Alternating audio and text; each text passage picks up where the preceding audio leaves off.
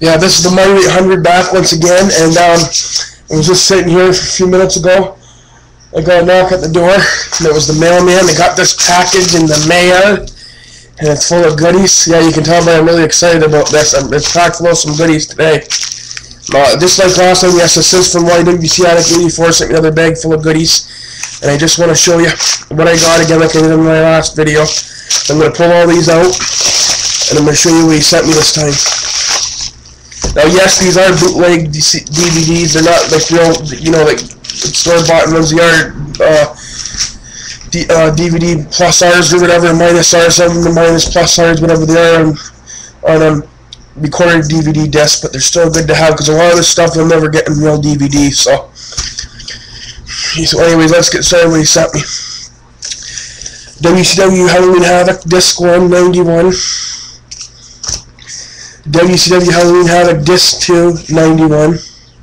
That's got the famous Chambers of Horror match. I believe that's when they put up Duel of the Butcher in the electric chair at the end. He gets fried or whatever. Day of King of the Ring Disc 2 97, and there's Disc 1 of King of the Ring 97. He sent me King of the Ring 94, Disc 1, Disc 2 must be, oh there it is, it's underneath this one. Disc 2. And Disc 1 of King of the Ring 94, the one that Owen Hart was. I've wanted to get that one for a while. I never had the original VHS to it, so I wanted to see that. And then I got War Games, Disc 1 War Game matches, which is going to be cool to watch.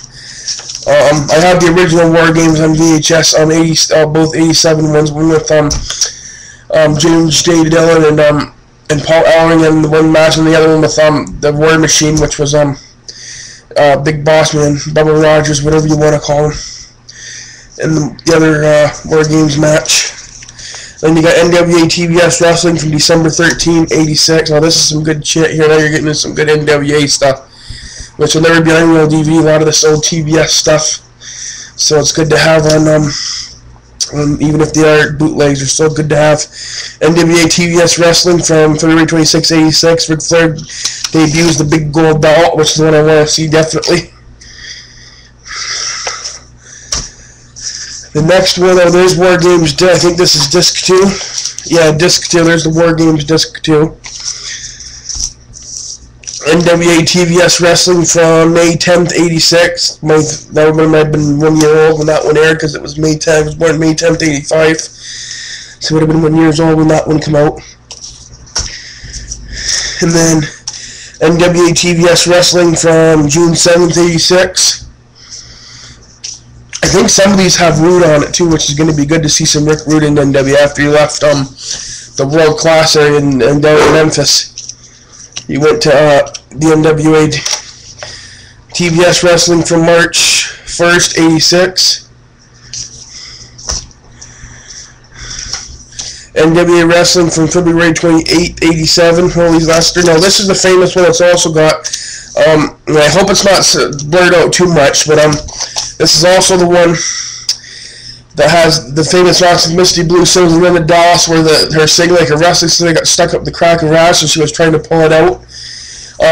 That famous video, it was on YouTube a few months ago and it got pulled. I don't know if they took the guy that had it up took it down, or if YouTube pulled it, but that quality looked way too good for it to be the original from 87. So I don't know where he got that from. If not, Brandon said that this one he thinks it might have been blurred out a little bit, but I don't know if that one that guy had on YouTube was uncensored, if it was the original upload or where he got it from, but I'm telling you that quality looked way too good for it to be the original.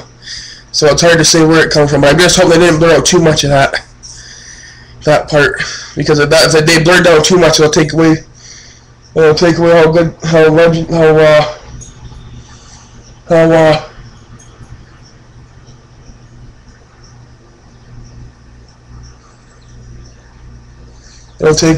away how the good parts of the match. I say I just hope they didn't take out too much of that, but I'm hoping not. They didn't take too much out of that Misty Blue Sims match. Blurred it out too much. Hoping WWE On Demand didn't. That'd be a shame if they blurred out too much. But let's just hope they didn't. And then I got NWA Wrestling TBS 1986, which I think is this like the October one? The Dusty Attack Dusty Attack, Megan T Update, and plus Rick Rude, which is a good one to watch. NWA TVS Wrestling from September 6th, 86. NWA Wrestling TVS from April 5th, 86. NWA Wrestling TV, these are all TBS tapings, 86, October 4th to the 18th. Rick Rude debuts, plus Magnum's last match. Now, Rick Rude, yeah, did debut over in the Crockett area after he left, like I said, World Class. He was wrestling down in Texas, Von Erich's World Class territory, in Memphis with Jerry Lawler before he came over to the NWA. And, so yeah, so having Rick Rude's debut would be really cool. Everybody knows in here I'm a big Rick Rude fan. See my background lit on my new channel. I just put that up last night, or yesterday, I mean, the new background with Rick Rude on it, so. And then NWA Wrestling TBS from December 27th, 86. And the last one is NWA Wrestling TBS, December 6th, 86. It's Rude wins the tag titles with Manny Fernandez. Manny Fernandez is on this one, so these are all going to be sick to watch. I can't wait to get around watching them. So that's that NWA footage, because I don't have a lot of NWA stuff in my collection, because around here you can't find a lot of NWA stuff. Like back in the day, I know my video stores carried mostly WWE. Like Simcoe Video was a place I loved going because they had a lot of wrestling down there. I mean, they had all the WWF clamshells. They had every Coliseum video from 1985 up until 96, I think. When did the Coliseum video? Well, right up until 96 when they closed. I think Coliseum video was out to about 97, but Simcoe Video closed before that. But they had every Coliseum video from 85 up to 96 with no, and the original boxes too. Their boxes were never cut or anything. All their clamshells and cases were in original shape. I was just saying, I wish I could be able to get more down there at the time. When I went out of bed, I did get quite a few, but I wish I could have got more because their tapes were in excellent condition down there. They really looked after their tapes. They never cut them or anything like other video stores did.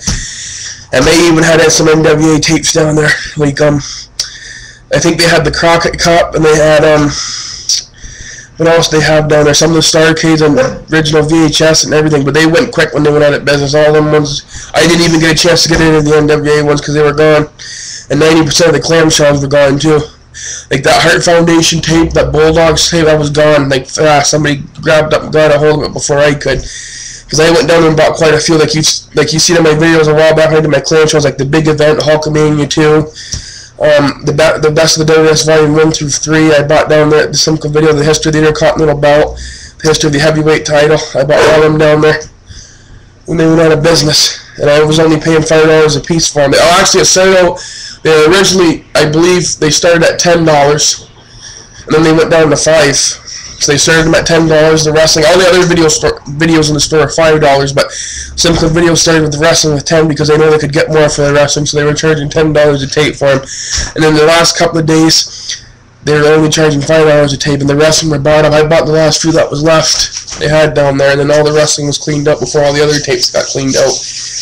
That and the porn. All the wrestling and the porn was gone fast. That Simcoe Video, people wouldn't even scoop that up because that stuff's worth more money than mainstream movies, so that's why that stuff went a lot quicker. So, but anyways, yeah, so you could get a lot of good wrestling tapes down there back in the day. So, but anyway, I just wanted to make this video showing the package I got in the mail from YWCADDICT84, and he's got one coming for me. I did him a whole bunch of Coliseum video reps that I did him. He's got all kinds of stuff coming, like the history of the Intercontinental title, the history of the Heavyweight Championship, all ripped from my Coliseum videos, the best WWF's Volume 1 through. I didn't have them all, but I had the ones that I did have. I taped them all, the Hulkamania series. I taped up Undertaker's Greatest Matches for 93. I did the Jake the Snake Roberts Coliseum video rip from 87, which has some rare matches on it that you can't get on the Jake the Snake Roberts TV, like him against Junkyard Dog and King Kong Bundy, Kamala, and stuff like that. And the thing with those ones from around that time, they were always hosted by Craig George and Johnny V and Bobby the Brain Heenan did a lot of ones. That's the one where they were in the, I don't know what kind of studio it was, like, you know, how they went, I think they just did it shortly in 87, how they went in like a Coliseum video room where it showed all the like Coliseum video posters in the background and all that, and the big Hulk Hogan stand-up cardboard thing in the background. They did they went like that little studio and they did all the releases in there for a period of time. But yeah, watching them old Coliseum videos are sick. So I know Brandon's going to enjoy them, getting all them old Coliseum video rips in the mail. I'm hoping he gets his today, because I got mine. So, but I don't know if mine from this end ships slower or not. But I know when he ships his down from where his comes from, his comes quick. So hopefully mine will be the same. Hoping he gets mine today. He'll either get mine today or tomorrow. So he should. So anyways, this has been the Marv 800, and this is me. This has been me showing you my package from YWCADDICT84 number 2, and I'm out.